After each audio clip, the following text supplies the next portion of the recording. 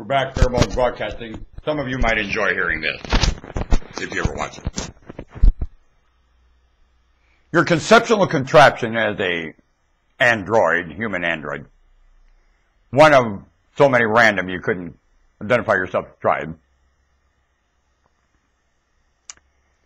is that you are like an astronaut and you're in DNA, not space.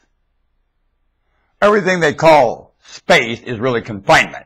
Off the surface of the globe is in there, very confined.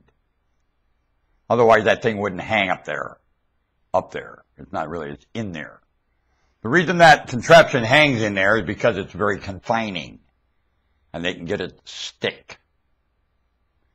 If it was space, it would fall, no matter what they did. It's confining, very confining. And the farther you go in there, the more confining it is. Well, there's rhythms of, never mind. We won't get into that. Now, in reality though, in experience happening here, the dumb word reality is used and it doesn't explain anything. The experience does. Now you look for evidence and sequence. And in the evidence and sequence, you are more an astronaut in DNA and genetic than anything to do with cosmos, stars and planets. That takes you farther than anything cosmos, stars and planets ever hoped to. And never has an end or beginning that you know of. Now, you'll trace that back and it'll just start over again, dummy. So let's just forget that. I don't care what frequency you find it, it starts over. So let's forget, I'm not even going to start with that. Beginning, you don't know it. Oh, I know, no you don't. I know. I know. The issue I want to remind you of is that at Houston, for you, your control center that you monitor with and are somewhat a commune with, as you travel alone as an astronaut in DNA and genetic, is a pre-written script written for each human being by Houston, wherever the hell that or whatever it is, written for you and built in your anatomy.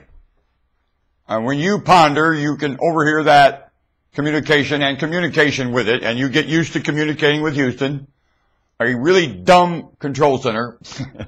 That is for sure. Once you get communicating with Houston, you'll think, Houston, you are a moron to send me here. You're no more ready for me than fly to the moon. I'll be right back. It's like being a watcher in the movie Father Goose. Look up the movie Favor Goose on YouTube. Wow, that's you. That movie is conceptually you. And Houston is, let's see, Frank. Frank, the military control center. Yeah, that's Houston for you. That's really how the Lord set up your nervous system. Pretty much like Frank does. Operate things as a control center in the Pacific during World War II. Very much the same.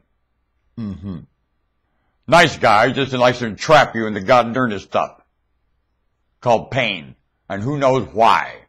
Dumb. All military decisions during World War II, how could anybody win? I think they all lost. Nobody won. They're just a bunch of idiots beating each other to death with dumb decisions. They thought that was brilliant. What? Was it brilliant to get there in the first place? And after that, how the hell are you calling yourself brilliant? When you look back at the whole experience of World War II, what a bunch of suckers the whole planet is. When you look what has to happen, what did World War II have to do with that? When you look what has to happen, what did any war have to do with that? Does any war lead to what has to happen here? No. Well, then you're needed to be there, aren't you? Yes. Some damn wonderful heroes reminded me of that. There's a whole cemetery full of them. Arlington. My instructor said, you shall not be a hero. Boy. Arlington Cemetery's full of them. Punk! What do you mean by that? And he glared in my eyes when he said it. You shall come home. Do you understand me? I don't send you out to end up in Arlington. Punk! Talking up to me. What do you mean by that?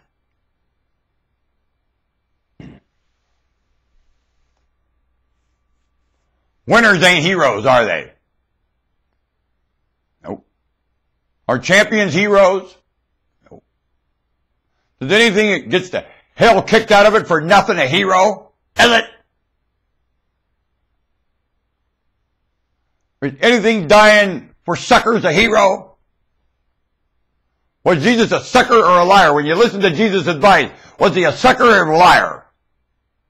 Or did he take his advice and he's Mr. Wilson in the movie Josie Wales? Which is he? You're claiming Christ is a sucker. I don't buy it. No Jew's a sucker. Jews don't sucker. And you claim they sucker you. Why do you claim a Jew suckered? Jews are always suckering me.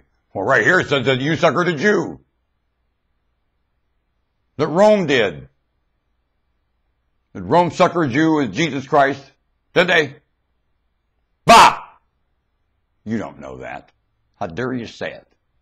Neither one of them were suckers or talks about it.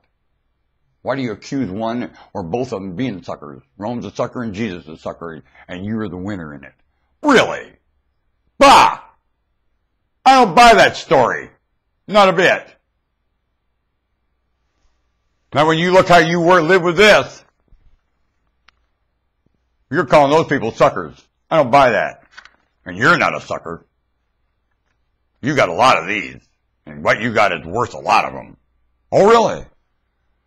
Someday you're going to take billions of them to buy a loaf of bread, too. You're worth so much. Thanks for getting worth a lot. Now it takes a lot of them to buy a loaf of bread. Dumb. When you're not worth a lot and called worth a lot, what happens to everything? Huh?